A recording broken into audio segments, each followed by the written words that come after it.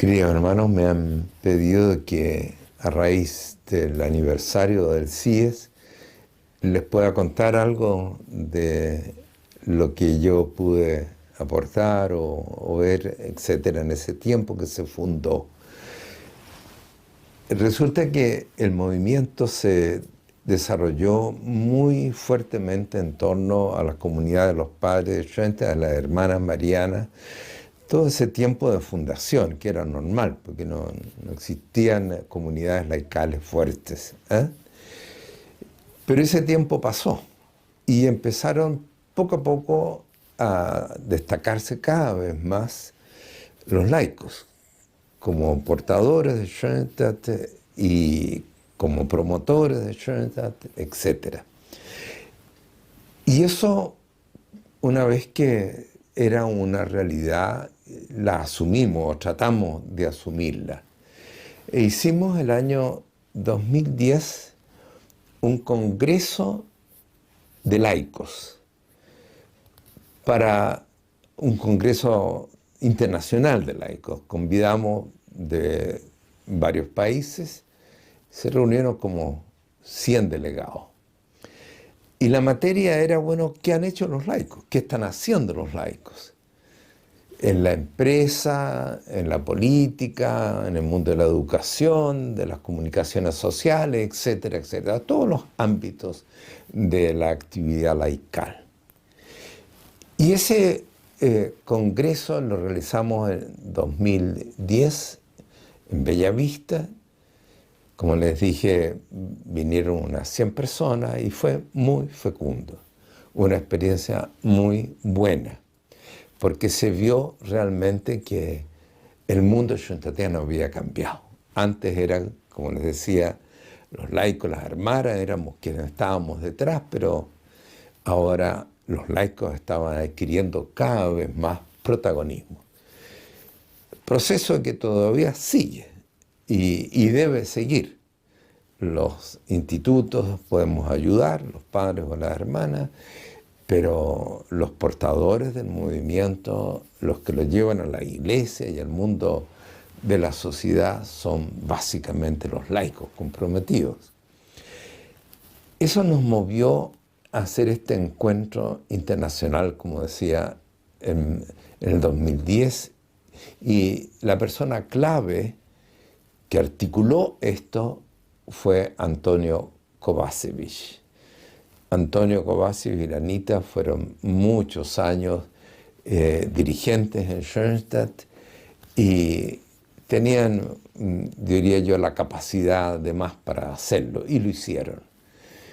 Ese encuentro se llevó a cabo en Bellavista y al final de ese encuentro, un laico de Ecuador, se llama Eduardo Jurado, me recuerdo que conversamos con él y me dijo: Eduardo, mira, yo creo que debiéramos hacer algo expresamente para los empresarios. Él era empresario ecuatoriano y evidentemente su óptica era esa. Estaban bien todas las otras dimensiones, pero había que abordar también el mundo de la empresa y del trabajo. Yo estuve absolutamente de acuerdo con él y le dije a Eduardo, vámonos, hazlo. Y Eduardo, de hecho, al año siguiente organizó en Guayaquil, en Ecuador, un gran encuentro de laicos schoenstattianos en el mundo de la empresa, que tuvo mucho éxito. Porque, bueno, era la primera vez que se reunían los laicos y laicos del mundo del trabajo, como digo. Y eso entusiasmó y hizo que se asumiera con mucho más fuerza el papel del laicado en Schoenstatt y en la iglesia. Yo creo que todavía estamos en eso. Ahí se empezó, tomando conciencia. Se empezó a trabajar ese mundo, pero todavía queda muchísimo más que hacer.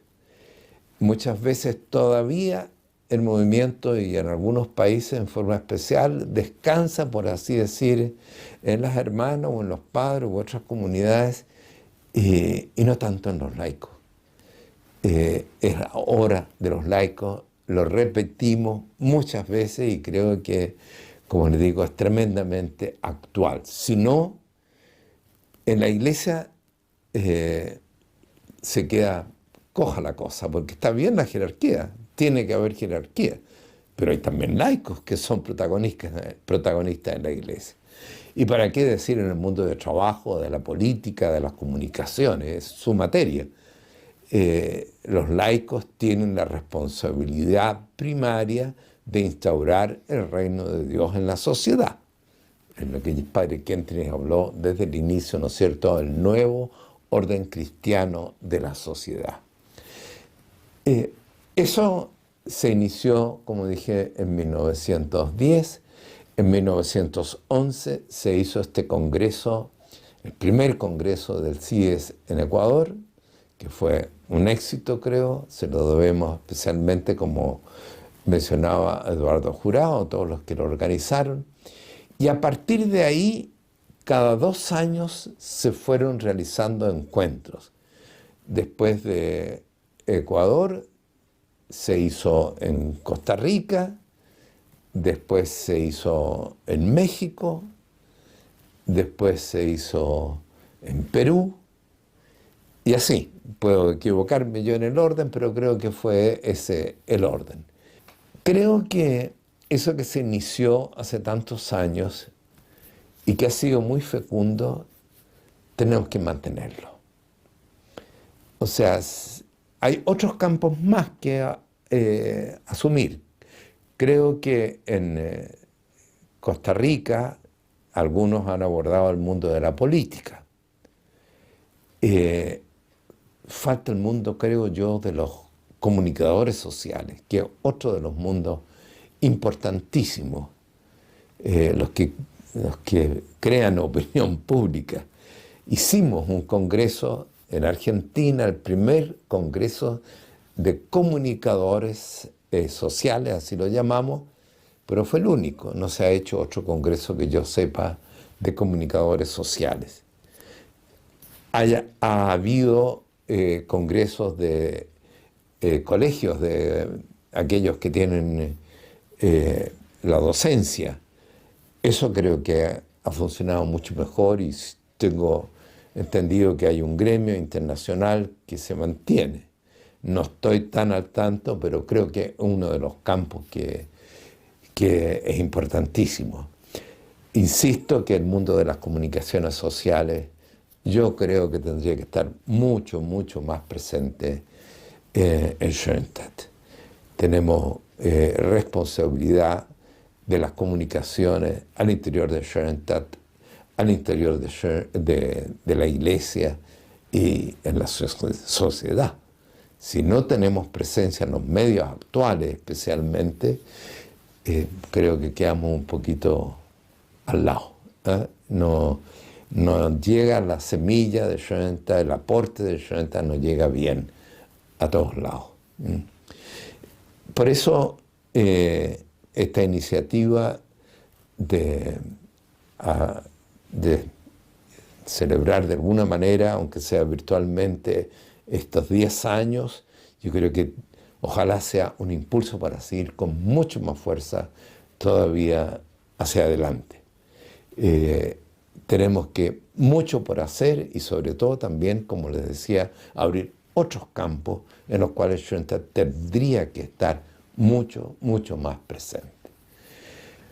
Bueno, eso por ahora, para no alargarme más, y les agradezco a todos aquellos que están trabajando con el CIES, que sigan adelante y que lo hagan con mucha fecundidad, porque Schoenstatt y la Iglesia lo necesitan. Que el Señor y la Mater los bendigan.